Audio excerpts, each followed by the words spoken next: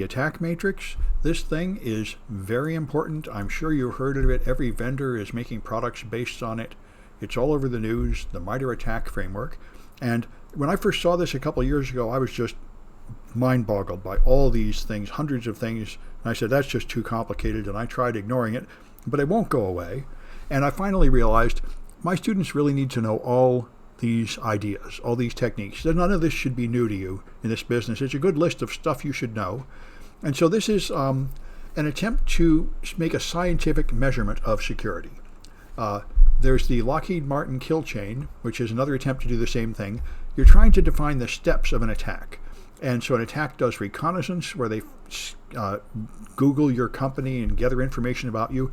Then they develop some kind of resources like cloud machines to attack you with. Then they get some initial access where they're able to do some degree of control of some part of your machine. And then they gain execution on a machine. So this would be something like coming in with a phishing email and getting somebody to download a Trojan so you can execute some code on their machine.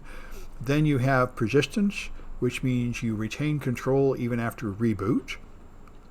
Privilege escalation from a local limited user to administrator.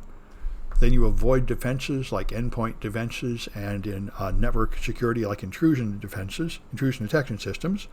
Then you steal credentials, commonly the Windows password hashes from from a workstation. Then you scan the local network. This is discovery, to find out what you've got, to find file shares and domain controllers and database servers.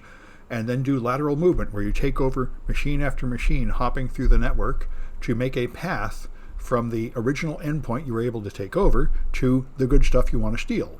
And then collection is where you gather stuff that you came there to steal.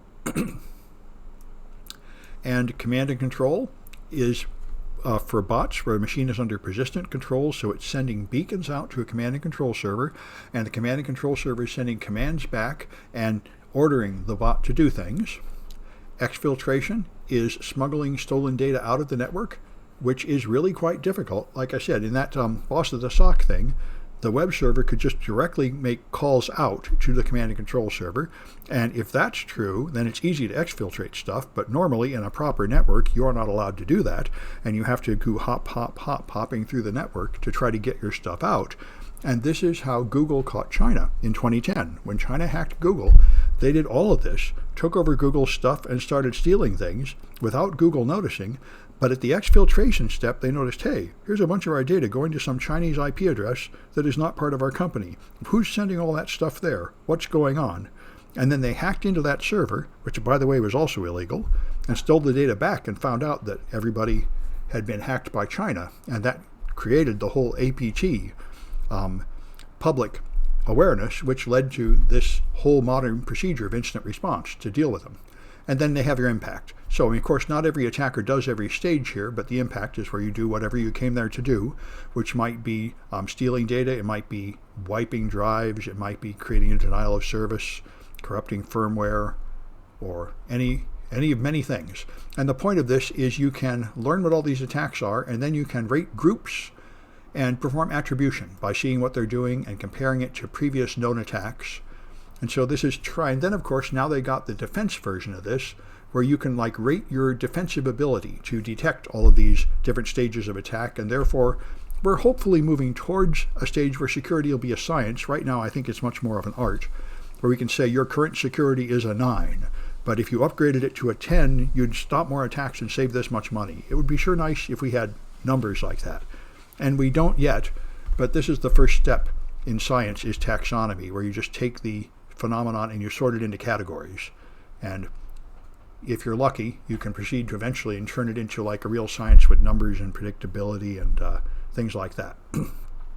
So anyway, I just wanted to give people some way to practice with that, and I just made some little quizzes like you'll find at the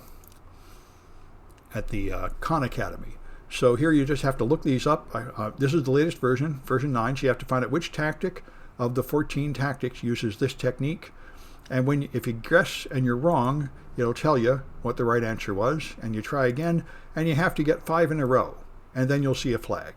So I got this for the tactics, of which there are 14, and then I go through the techniques in groups. So the the techniques for the first few tactics and the next and the next in 4 groups. So it just gives you a little practice looking things up in the attack matrix. It has several views, and it has an internal search engine that's quite powerful, so you can look up the answers. And then there's a question about the groups. Which one of these is the Iranian group? Is it this one? Nope, it's APT-39 anyway. And so you can learn your groups. And the last one is kind of fun, where you use this thing called Attack Navigator. And this lets you compare 2 groups. So I wrote a walkthrough because the official walkthrough was out of date and hard to use. So I just wrote for the new version, I wrote a simple walkthrough. So let me show you that. This is the Attack Navigator. This is basically just an Excel spreadsheet. And you create an empty layer, but you have to choose which version. They're constantly expanding the attack framework, and there are now 3 types of attack framework and various versions. So I'm using the Enterprise Attack v9 Enterprise, which is the original main one. That's all I'm worried about. So you choose that and create a spreadsheet. And now you've got a spreadsheet with all those techniques and tactics, and you got far too many toolbar buttons. There's one thing I learned here. Only 2 of these buttons matter. The third from the left and the third from the right. I don't know what any of the rest of them do, and it doesn't matter. That's all you need. Here you choose a group, like the one that's in the news all day long, Cozy Bear, APT-29. If you select that, it puts a frame around all of the techniques that Cozy Bear uses. Okay, and then you can color them by giving them a numerical value here, scoring. So give them a score of 1, and then they turn red. So that's all this one does, and you can rename the spreadsheet, which I do, so I remember what I'm doing, because we're going to compare 2 groups is the point here. So now, if I want to compare it to another group here, I create another new empty layer with the same options, Attack v9 and Enterprise. Okay, and now I can choose a different group to compare them to. And the one I just did was Iranian, APT-39. I wonder if they have enough to be interesting. They do. Okay, we'll compare APT-29 to APT-39. And I'll give APT-39 a score of 2. Okay, so this is APT-39. And now, to compare them, you create another layer. Create layer from other layers. So you have to choose the same Enterprise Attack v9. And now this one is called A and that one is called B. So you can put in A plus B. And that's it. Create. And now this layer colors them, and you can hover over it. So this is a score of 2, so that's APT-39 only. This is a score of 3, so that's both of them, APT-29 plus 39. This is red, that's APT-29, but not APT-39. And just by looking at the colors, you can now see to what extent these 2 groups overlap in their techniques.